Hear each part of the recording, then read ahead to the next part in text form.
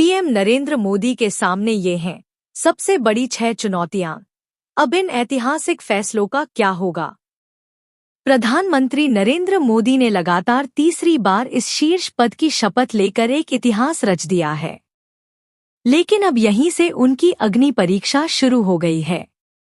नीतीश कुमार और चंद्रबाबू नायडू जैसे सहयोगियों को 5 साल साथ लेकर चलना उनके लिए आसान नहीं रहने वाला है। यह अभी से तय माना जा रहा है कि सहयोगी दलों की बेतरतीब मांगे उनके सामने रोड़ा अटका सकती हैं। पिछली बार जब सरकार ने अकेले दम पर पूर्ण बहुमत की सरकार बनाई थी, पहले ही संसद सत्र में 3 तलाक की समाप्ति और अनुच्छेद 370 के विवादित प्रावधानों की समाप्ति करने जैसे ऐतिहासिक निर्णय किए गए थे। लेकिन क्या इस बार भी मोदी इतने बड़े फैसले लेने का जोखिम उठा सकेंगे? पूरे देश की निगाहें इस पर टिकी हुई हैं। एक, भाजपा आरएसएस की आंतरिक राजनीति से तालमेल। पिछले लोकसभा चुनाव में भाजपा आरएसएस के बीच के तनावपूर्ण रिश्ते लगातार मीडिया की सुर्खियां बने रहे। लगातार यह कहा जाता रहा कि आरएसएस इस पूरे चुनाव में पूरी तरह शांत रहा है। उसने सक्रिय रूप से भाजपा का साथ नहीं दिया और संभवतः इसी के कारण लोकसभा चुनावों में भाजपा को अपेक्षित सफलता नहीं मिल सकी। अब जबकि सरकार अपने दम पर नहीं है, उसे आरएसएस से रिश्ते बेहतर करना बहुत आवश्यक हो जाएगा। उत्तर प्रदेश, महाराष्ट्र और कर्नाटक के कई भाजपा प्रत्याशियों नेताओं ने पार्टी संगठन को खुलकर यह बात कही है कि चुनावों में पार्टी के कुछ नेताओं ने उनका सहयोग नहीं किया। उल्टे कई जगहों पर उन्हें भितरघात का सामना करना पड़ा। पार्टी अध्यक्ष जेपी नड्डा का कार्यकाल 30 जून को समाप्त हो रहा है। वे केंद्रीय मंत्री भी बनाए जा चुके हैं।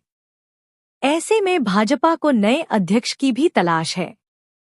चूंकि मोदी सरकार भाजपा के संगठन के जरिए ही अपनी योजनाओं को निचले स्तर तक पहुंचाने का काम करती रही है, सरकार को ऐसे संगठन से तालमेल बिठा पाना और ज्यादा महत्वपूर्ण हो जाएगा। 2, यूपी सरकार और राजपूतों को साधना। भाजपा का शीर्ष नेतृत्व लगातार इस बात से परेशान है कि इस लोकसभा चुनावों में उत्तर प्रदेश में उसकी सीटें कम क्यों आईं।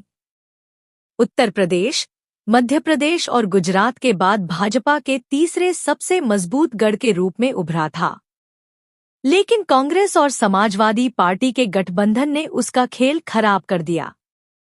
राम मंदिर वाली फैजाबाद लोकसभा सीट पर भाजपा की हार पार्टी अब तक पचा नहीं पा रही है।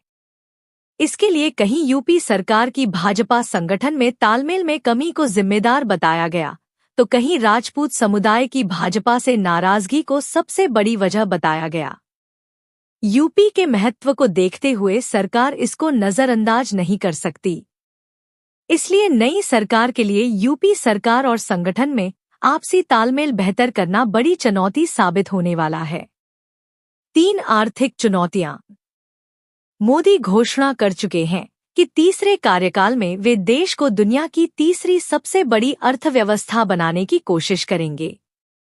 इसके लिए अर्थव्यवस्था को लगभग 8% की दर से लगातार आगे बढ़ाते रहने की आवश्यकता होगी।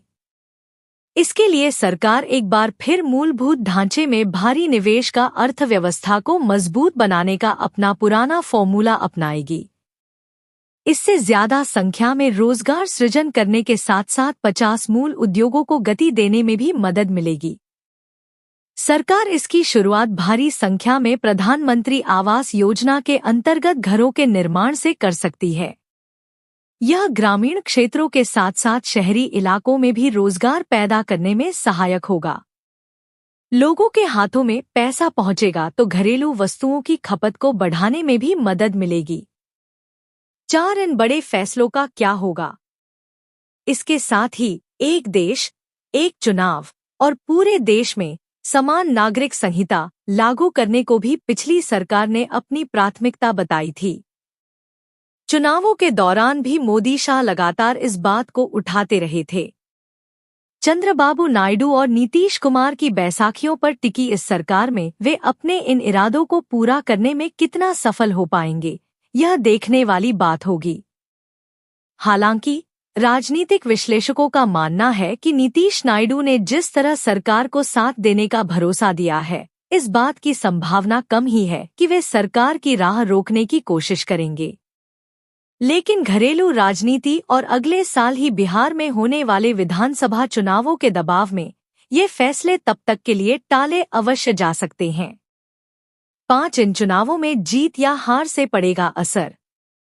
प्रधानमंत्री हर चुनाव बेहद मजबूती के साथ लड़ने के लिए जाने जाते हैं।